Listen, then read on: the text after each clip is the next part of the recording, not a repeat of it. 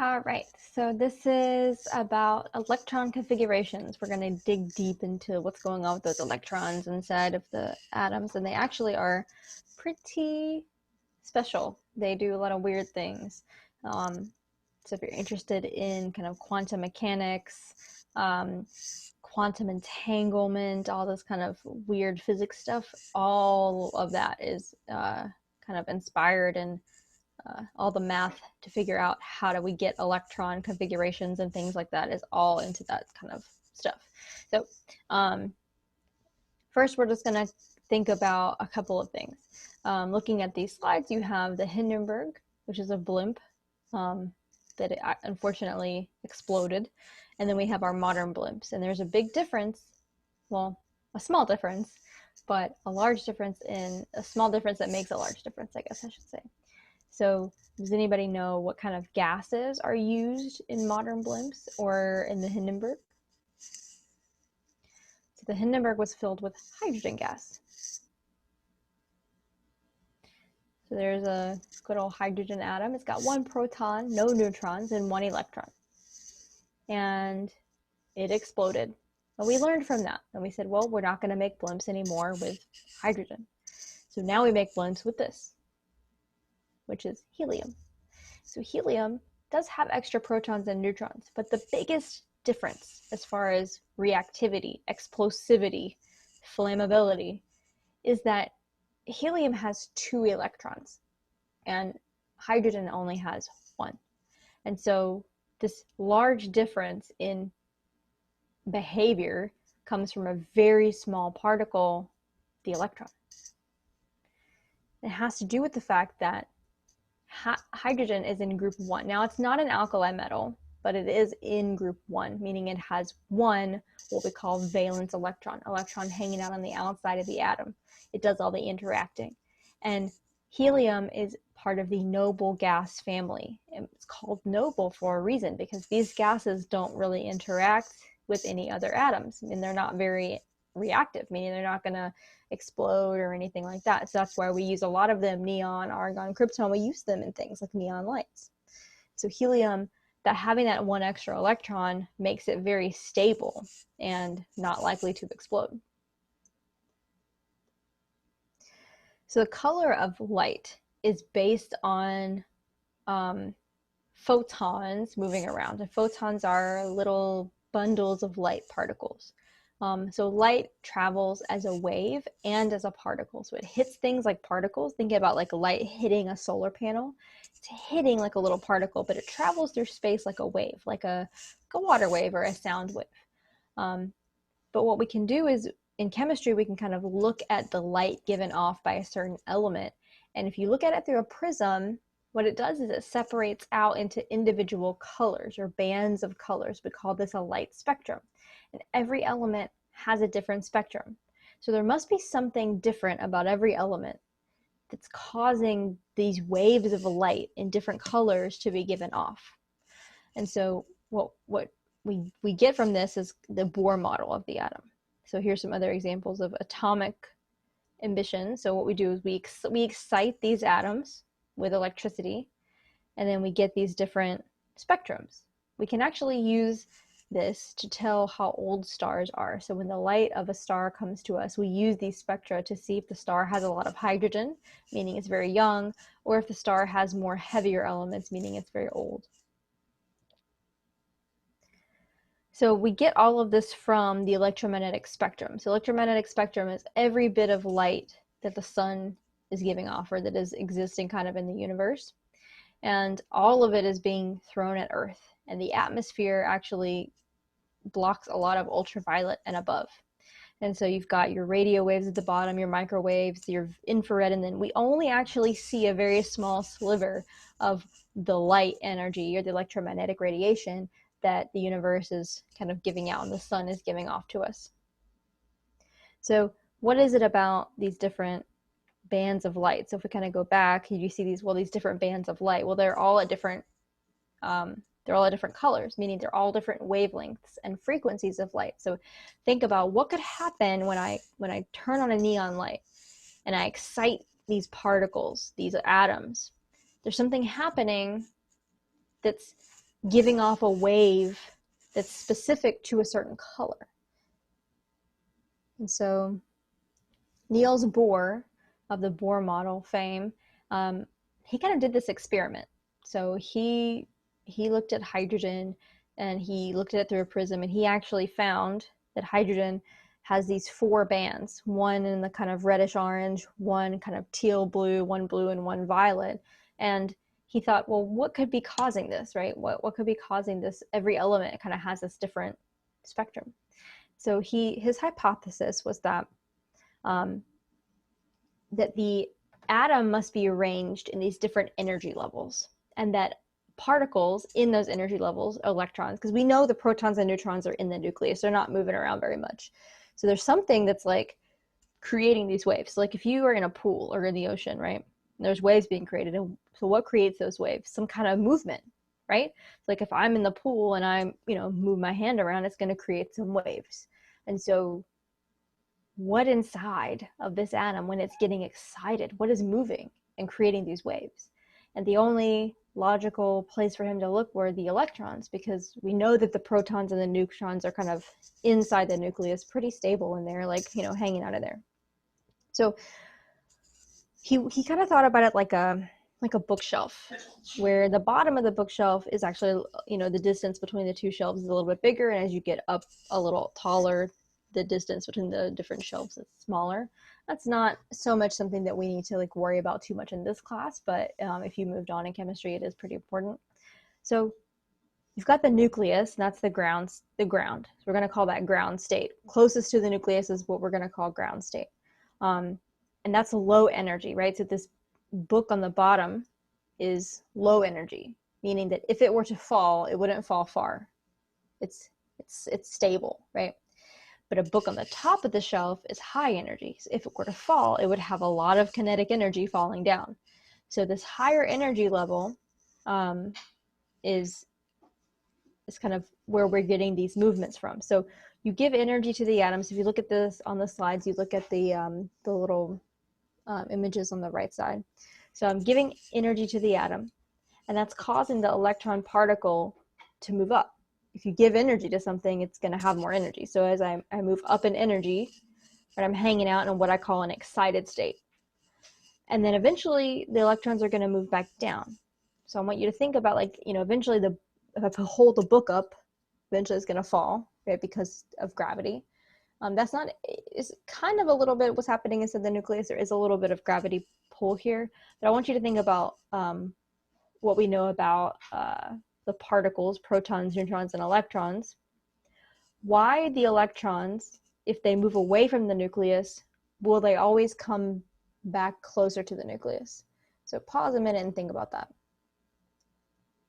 So the reason is, I'm hoping that maybe you can kind of guess a little bit, is because electrons are negative and the nucleus is positive, and they have an attraction. So if you pull the electron away from the nucleus, meaning you give it energy and it moves up, it's going to want to go back down again. When it does, it releases that extra energy. So think about it like this. I stand up and I'm moving around all day. Maybe I did a workout or I'm on my feet all day, and I finally sit back down again. I'm going to go, right? I'm going to release that extra energy, that extra excess energy. So that's what's happening.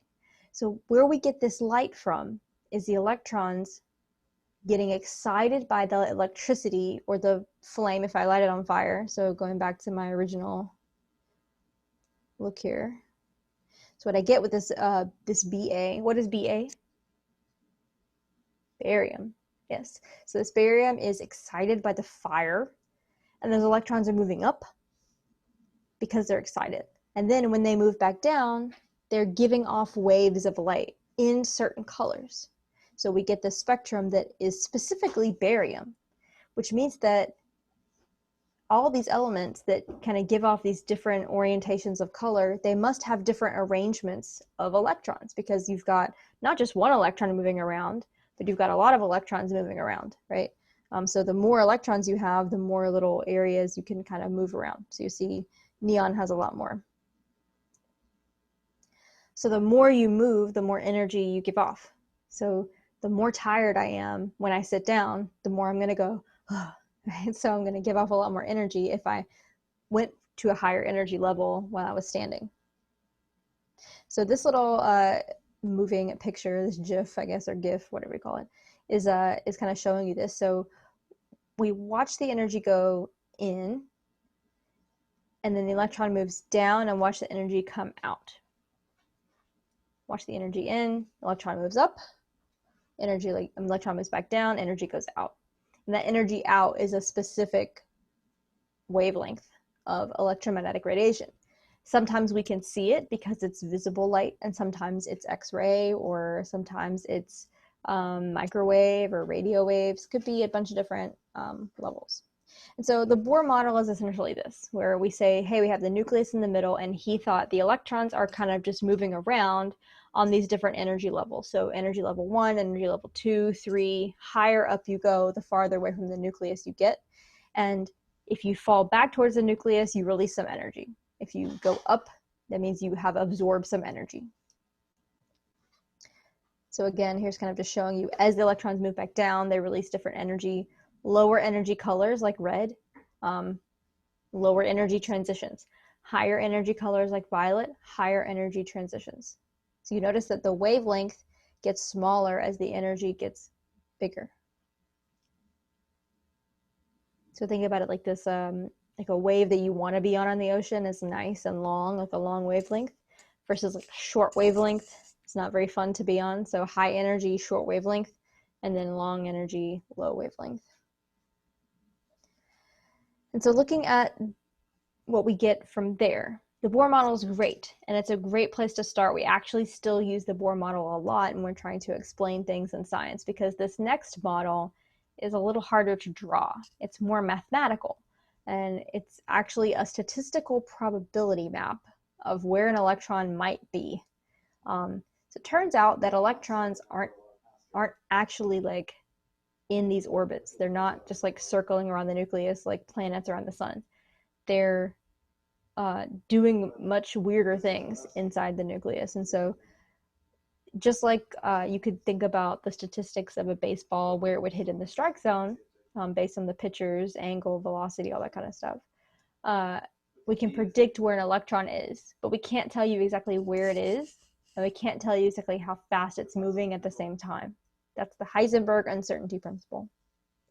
You don't need to know those names specifically, but the idea, the electrons are kind of, we can't really know everything about them. They're kind of uncertain, and they kind of have these dual personalities. And so we're going to look at these different orbitals in different shapes. So let me go back into my slides for some notes. So the first shape is called an S shape. And again, these are probability maps.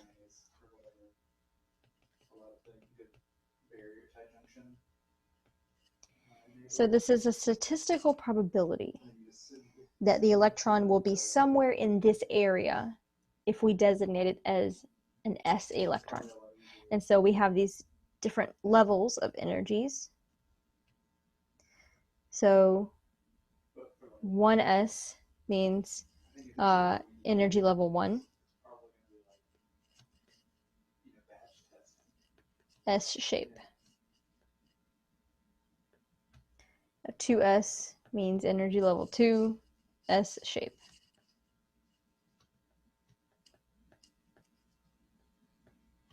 So the S shape is a sphere, and it can hold a max of 2 electrons. And there's only one shape.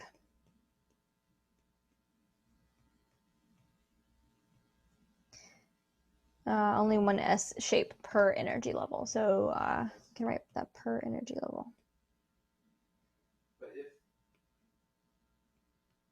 So energy level 1 has an S, energy level 2 has an S, energy level 3 has an S. What's the difference in those energy levels from the Bohr model? Do you remember what that was? The difference in those energy levels?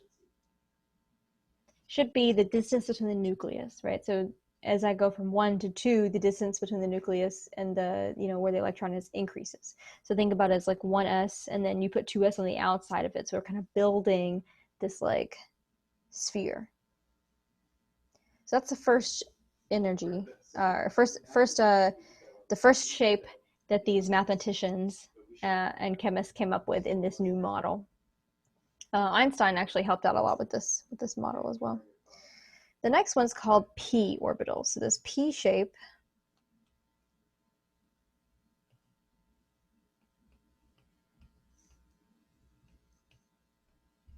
so it starts at energy level 2. So you don't have a p for energy level 1. There are 3 shapes per energy level.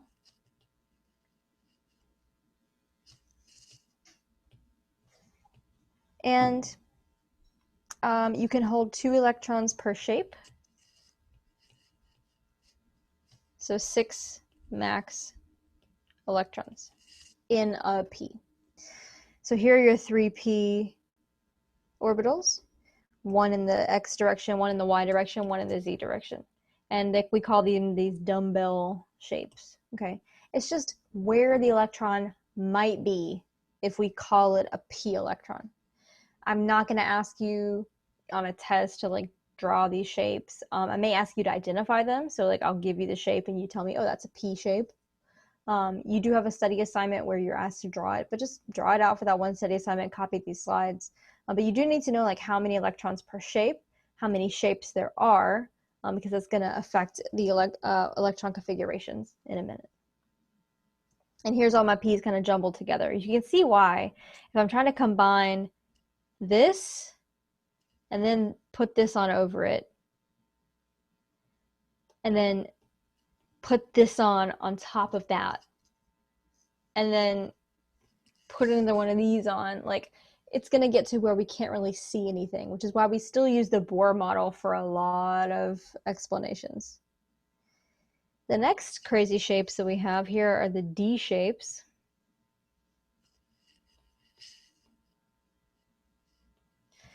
There are, they start at energy level 3. So you see that we kind of start with S, and then we add P on the next energy level, and then we add D on the next energy level. There are 5 shapes. 2 electrons per shape for a total of 10 maximum electrons in 1D level. You'll notice that the shapes are kind of like 2 p orbitals combined together, and then you have this one that kind of looks like it's hula hooping. It's fine. I'm not going to ask you to like draw them all out, but you should be able to recognize them.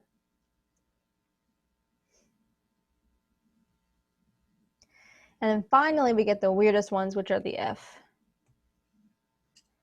So the F shapes, can you imagine trying to put all these together like in one model? Like it's just going to be too kind of crazy. So F shapes, they start at level 4. They start at energy level 4. And there are 7 shapes. There are 2 electrons per shape for a total of 14 electrons max. And they're kind of a combination of a bunch of different things with like some negative space and some bunches of hula hoops and stuff on there too. So they are a lot, I know. But again, I'm not going to have you memorize all these shapes. So one thing that kind of is an important piece to all of this is that if we're looking at just one of these shapes, it's a very small space, and electrons are both negative. So you're going to try to put 2 electrons in one of these spaces. How do they not repel each other? So what they do is one of them spins one way and the other spins the other way. So because electrons repel each other, to fit 2 electrons in one shape, the electrons must spin in different directions.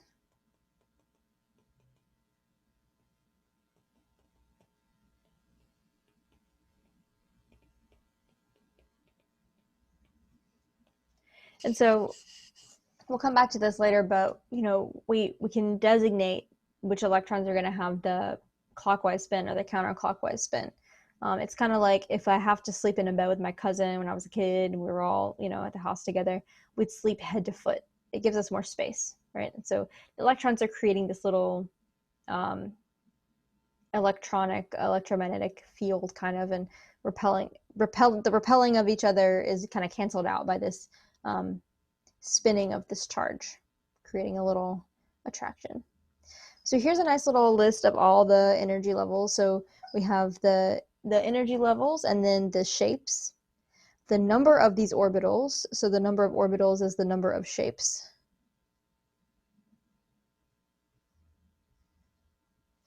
And then the maximum number of electrons you can hold in each, so the total electrons per level. So the energy level 1 can only hold 2, energy level 2 can hold 8, energy level 3 can hold 18, and energy level 4 can hold 32.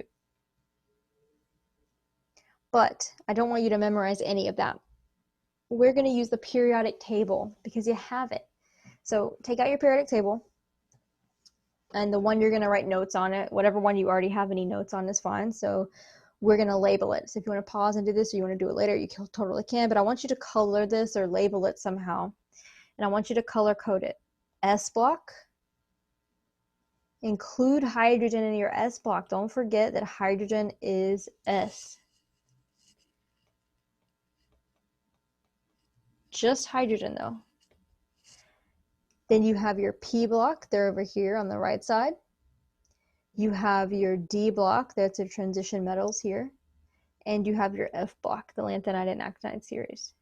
So you can color code it if you want. But a couple things that I want you to also look at are number your periods, and I want you to do that on both sides. So number your periods 1 through 7 on both sides of the periodic table. It's just going to help you keep everything straight.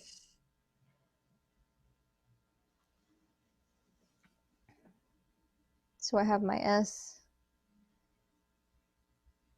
Well, actually, you can see the colors, so I'm not going to do that. So we number our periods on energy level. Periods are going to be energy level. So here's some keys you need to know. For S and P, your period is equal to your energy level. So we're going to use the periodic table here, and I'll show you how to use it. Okay. So instead of memorizing like, okay, energy level 1 gets an S, look at energy level 1, period 1. What kind of block is this? H and HE. It's just S. Is there any pink, any P on energy level 1 if you just kind of look right across the period? No. So can there be a 1P? No. Right? So the periodic table, which Mendeleev came up with in the 1800s, this quantum mechanical model, SPDF stuff, is like in the 1900s, like hundreds of years later. The periodic table works with this, which is why it's great. But if I look at period 4, which is energy level 4, okay, I have S, I have D, and I have P, right? So you can kind of think about this. Now, for D, though, it gets a little weird. The energy is the period minus 1. So the periodic table was kind of flawed in one way. So right next to SC, right here, I want you to write 3D. Because it is on energy level 4, but this is 3D. And I want you to ignore these electron configurations that are on this little table here, because a lot of them are special, meaning they're like exceptions to rules, and I don't want you to kind of ignore that. For the most part, they're right, but there are some that are wrong. And if I ask you on a test or quiz to tell me about yttrium, or no, sorry, to tell me about, let's see, one that's a little weird. This one, ruthenium. Ruthenium is really weird. Why is that 5s1? It looks like it 5s2, right? So all these are 5s2, 5s2, that's 5s1. Like, why is there these differences here? You don't need to be concerned with why that they're having these differences. So if you want to just totally ignore these, you shouldn't be using this on your test or quiz anyway, because you should be using this periodic table, and it doesn't have those. So don't write that on. You should be using a blank one of these on your quiz and test. So I shouldn't see any of these weird configurations in your answers to any sort of quiz or exam questions. But your D block, so this block here, it kind of is this number -1 as far as its energy. So this is the fourth level, fourth period, that's 3D. So that means that the yttrium, Y, is 4D. So write this down on your periodic table for notes, the one you're going to color, not the one you're going to use for tests and quizzes. And then F does it 2 times. Period minus 2 equals your energy. So go down here to your F block, and I want you to notice that 58 fits right here between 57 and 72. So this whole piece, 57 to 71, it all fits right here. So you have to like smoosh it and stick it up there. So really this is on energy level 6. So it must be, this is your 4F, and this is 5F. So just jot that down in your notes, and then that way when you're using your periodic table to write electron configurations, just follow the periodic table. So to write electron configurations, and I'll show you what that is in just a second, configurations, follow atomic numbers on the periodic table. So what I mean by that is 1, then 2, then 3, then 4, then 5, then 6, then 7. So I'm going to do a few with you, and then I want you to get your periodic table on. I'm going to show you a few different ways to write the configuration of an electron, and we can go from there. So what is an electron configuration? Electron configuration is you telling me where the electrons are probably in the atom. So electron configuration is probably where all the electrons are. And again, it's a probability map. So like maybe we're here, maybe we're not. So probably where these electrons are located. So what these little numbers mean, let's kind of break this down. The big number in front, so large number called a coefficient, tells you the energy level. Remember that thing about the period and the energy level? That's going to help you with this. The letter is your orbital or your shape. And let me write in what it is in the periodic table as well. So energy level, and then it could be your period, or you may have to adjust, right, based on D or F. The orbital is your shape. This is your block. When I say block, I mean like those colorful chunks. And then the number is the number of electrons in the orbital. You can also think about that as the number of squares on the periodic table. So look at hydrogen, 1s1. What does that mean? Looking at the periodic table. It means that we're in the first period, and then S&P period is equal to energy level. So first energy level, we're in the S block, and it's the first square, 1s1. So helium would be 1s2. So first energy level, S block, 1, 2, second square. Okay.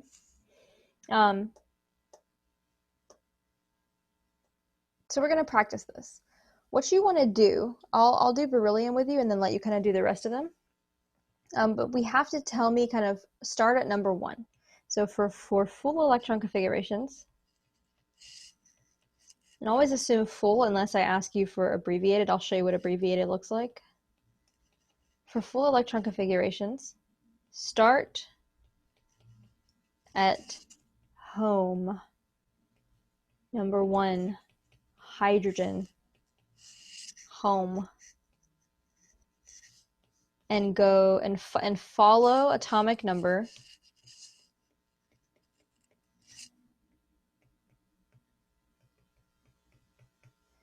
until you get to your desired element.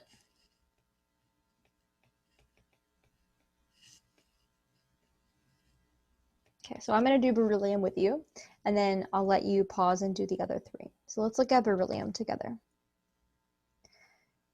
So for beryllium, Be, we're going to start at home, hydrogen. So we're going to start here, and we're trying to get to number 4. So we're not going to stop till we go all the way to 4.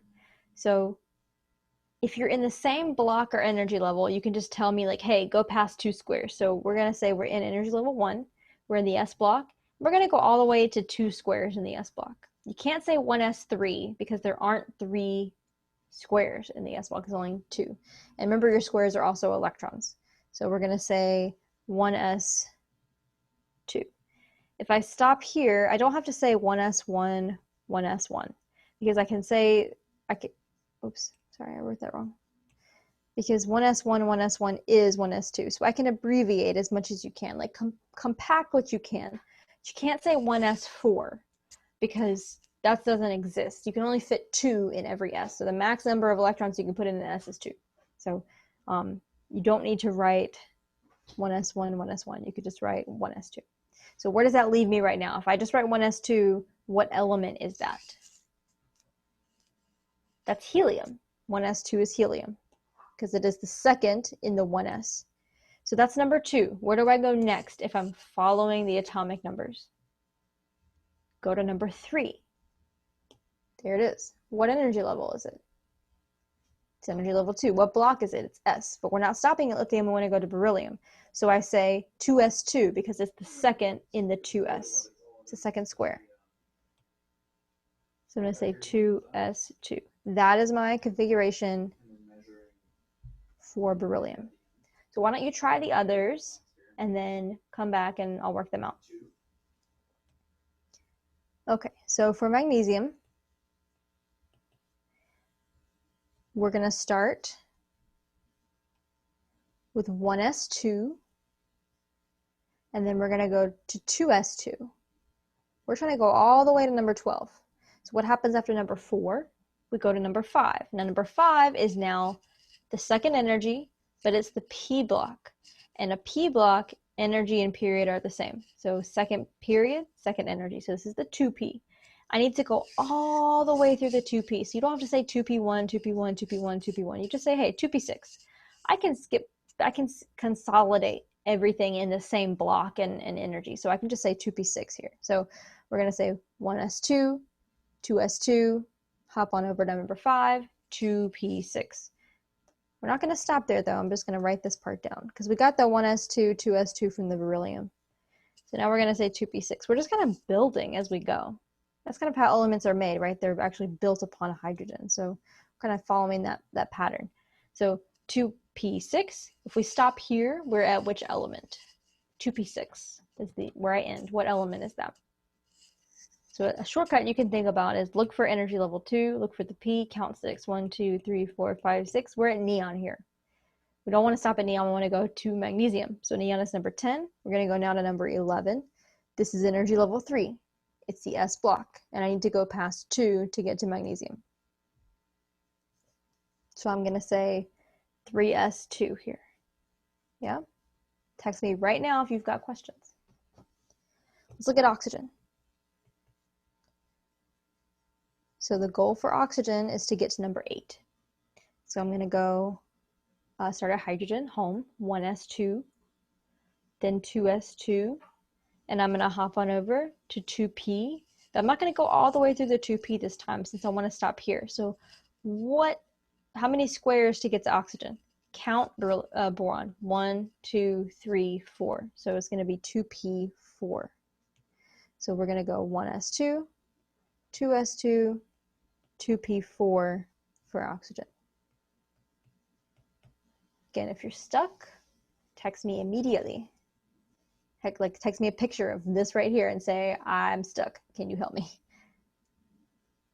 So phosphorus is number 15. So we got to go a little farther than we went with magnesium. So I'm just going to kind of copy what I did for magnesium. It gets me to 12. After 12 comes what number? 13. So after 12 comes 13. Then I'm going to go 1, 2, 3 in that 3p. So you should notice kind of a pattern. They all start with the same kind of pattern. So there's your electron configurations. These are full configurations. So these are kind of like addresses, where I kind of write it down and it sort of tells you where electrons might be.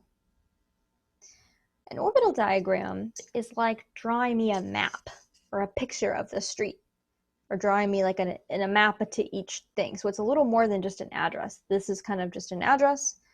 Maybe these are like an address with a little direction. This is like a straight up map, okay? It gives me more details because it tells me which way the electrons are spinning. So these little electrons here, we're going to designate in these boxes with arrows. So this is the same as 1s1.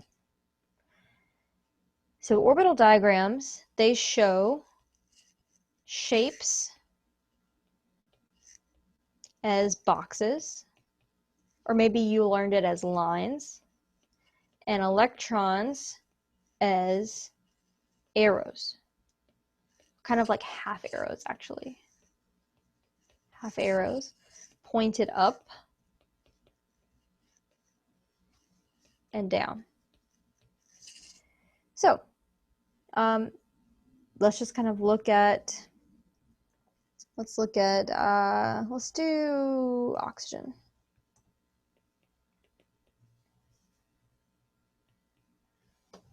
So for oxygen, what was the electron configuration? So the first thing you should do, I think, is write the electron configuration, because I think it's easier to follow it as kind of like a blueprint. So for oxygen, it was 1s2, 2s2, 2p4. So we're going to do the orbital diagram for this. We're going to show our shapes as boxes. So thinking about our boxes, an S has one shape. So how many boxes should an S get? If every box is a shape, one box. P has 3 shapes. So it should be 3 boxes.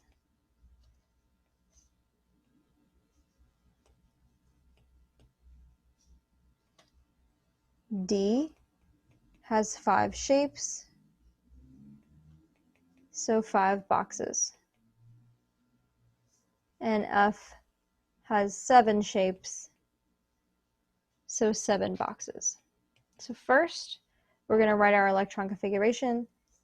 Then we're going to draw all boxes. Do not put any electrons in first. Let's just draw our boxes. So how many boxes does the 1s get? Every S gets 1 box. So we're just going to draw 1 box and we're going to write 1s underneath it, label it like we just see here with our hydrogen. How many boxes does 2s get? Ignore the electrons right now. We're not doing those yet. How many boxes does 2s get? 1, not 2. The number of boxes is determined by the letter, by the shape, not the energy. How many boxes does 2p get? Every p gets 3 boxes, and they're all the same box, just kind of separated. Okay? Then we're going to enter electrons. So how do I enter my electrons? This is important, so make sure that you're watching. You're going to put 1 electron up and 1 down if you have 2 electrons in the same box. Because remember, they have to spin separately. So we're going to say one is spinning up or clockwise and the other is spinning down or counterclockwise. Kind of like when I would sleep with my cousin in that little bed when we were growing up, we would sleep head to foot. Same idea here. So how many electrons do I put in the 2s box? So I'm going to put 1, 2, 1 up, 1 down. How many electrons get put into the 2p box? Now watch. We know electrons repel each other. There's a special thing that happens here. Electrons repel. So place 1 electron in each. So this is for P, D, or F. 1 electron in each box before pairing them up. I do not want to have to sleep with my cousin in that little tiny trundle bed. I'm trying to sleep in my own bed. So put them in their own little bed before you pair them up.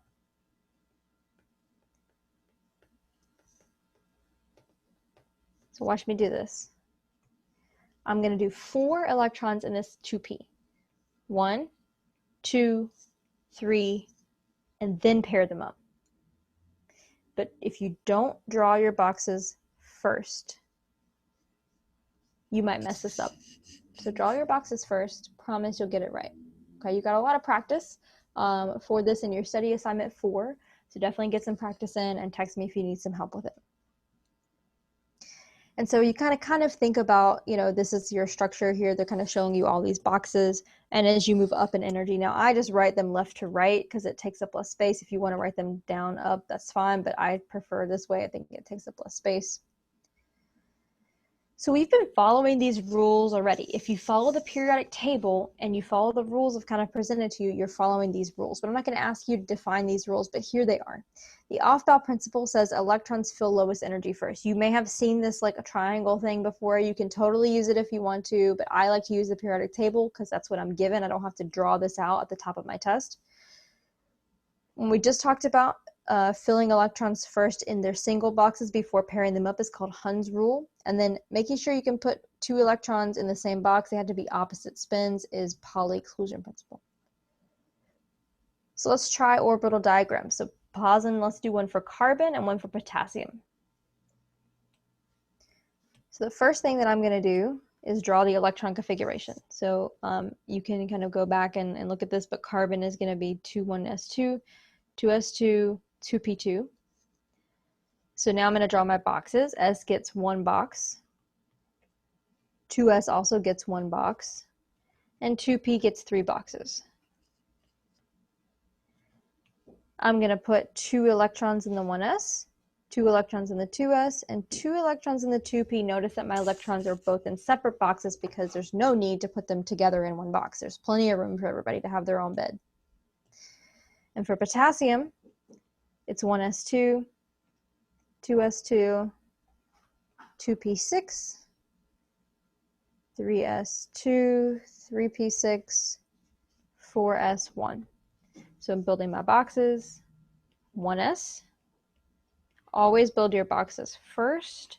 It's like building a house before, it's like trying to put people into a house before you've built it. If you try to put your electrons in before you build your boxes. And it's just going to really confuse you and mess you up. And you're going to lose points. So I strongly suggest you just get in the habit of doing this. Now, even if you know you're going to fill up a 2p or a d, always, always, always put 1 in each box first, because then you won't mess it up. 1, 2, 3, 4, 5, 6. Notice that I put 1 in each first, and then I pair them up, even though I know they're going to be full. And just 1 in that last 4s there. So there's some orbital diagrams for you. You've got plenty of practice as well on that. Here's another kind of, you could do lines instead of boxes. I highly recommend boxes because then you don't have to like label. Like, see how they had to label every line? That's just a lot of writing to me, so I do boxes. And then let's say you're really tired of doing this, or you have a really big element you want to do. You want to do an abbreviated notation. So this is AKA abbreviated. Abbreviated notation. And essentially, these noble gases are special. So noble gases have fully filled energy levels. So it was like the last time that you were fully fulfilled. That's your noble gas configuration. So we're going to start there. We're going to say, hey, for sodium, for example, here's the electron configuration. So this is called the full configuration.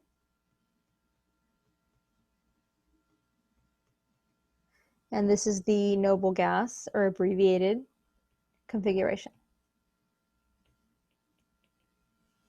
So if you look at this, what do we notice? Well, if you look in your periodic table, you look at sodium. So let's go back to our periodic table. Check out sodium. How do you do this is You find your element you want, and then you back up to the closest noble gas to you. Not forward to argon, but back to neon. Because the last time that sodium was fully filled was neon. And we remember that because it was very stable. So I'm going to just put neon in brackets and then tell you what's on the outside of those brackets. So we're just going to say, well, I'm going to put neon in brackets because neon means 1s2, 2s2, 2p6. It's the same thing. And then I'm just going to stick that 3s1 on the outside. So it's an abbreviated version. It's a shortcut. If you don't want to start with hydrogen, you can start with the noble gas before your element, but it has to be the noble gas. You cannot just use any random element. So here's some examples.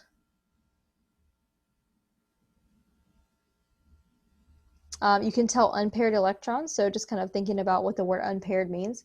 Unpaired means we don't have a partner in the same box as us, so 2 unpaired electrons, 3 unpaired electrons. The essay, the study assignment 4 will ask you about those. And then, just kind of following the periodic table, you can, get a little more complicated. If you look at chromium and copper, I'm not going to ask you about them, but there is something interesting that they do. They kind of move their electrons around because the 3d5 is a half filled, and then 3d10 is fully filled D. That's stable, but I'm not going to require y'all to know about that. So kind of ignore the slide. You don't need to know that that is a special thing. If you want to know, go for it. I can tell you a little bit about it, but in office hours or in a meeting, but you don't really need to know for any quiz or test of mine.